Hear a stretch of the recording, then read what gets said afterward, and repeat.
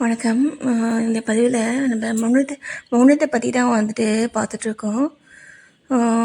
போன பதிவில் நான் வந்துட்டு என்ன சொல்லியிருப்பேன்னா, மௌனம் வந்துட்டு நமக்கு மேலே இருக்கவங்க கிட்ட நம்ம வந்துட்டு அந்த மௌனத்தை நம்ம வந்து கடைப்பிடிக்கணும் அப்படின்னு நான் சொல்லியிருப்பேன்.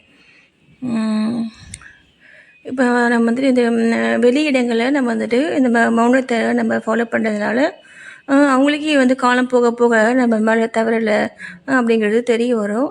அப்போ பார்த்தீங்கன்னா அந்த இடத்துல வந்துட்டு நம்முடைய மதிப்பு வந்துட்டு உயரும். சரிங்களா? அங்கே மட்டும் கிடையாது, நீங்கள் மற்ற எல்லா இடங்கள்லையுமே சரி, நம்ம பார்த்துக்க முடியாது.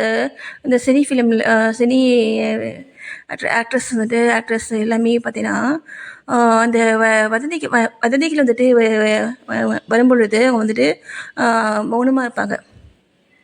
நம்ம பார்த்துக்க முடியல. அது ஏன் சொல்லுங்க பார்க்கலாம்? ஏன்னா இந்த மாதிரி நம்ம மேலே தவறாக ஒரு குற்றச்சாட்டு வந்துட்டு வர முடியாது. நம்ம அமைதியாக இருக்கிறது தான் நமக்கு வந்துட்டு ஒரு நன்மை செய்யும். அந்த சூழ்நிலையில் நீங்கள் என்ன தான் அதை நீங்கள் மறுத்து பேசினாலுமே அது வந்துட்டு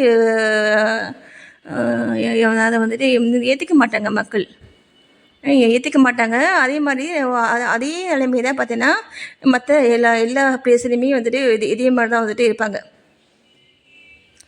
சரிங்களா? அதனால் இந்த மாதிரி ஒரு போலியா அப்படி இல்லைன்னா தேவையில்லாத ஒரு ஒரு குற்றச்சாட்டுகள் வந்துட்டு நம்ம மேலே வந்து வருது அப்படின்னா நம்ம அந்த நேரத்தில் வந்துட்டு அமைதியாக தான் இருக்கணும்.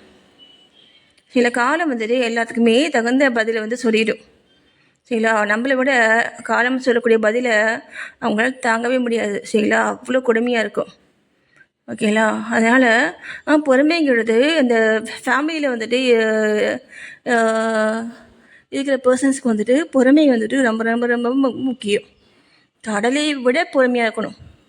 சரிங்களா? அப்போ தான் நீங்கள் உங்கள் ஃபேமிலியை நீங்கள் வந்துட்டு நல்லபடியாக நீங்கள் வந்து கொண்டு வர முடியும். ஓகேங்களா? நன்றி.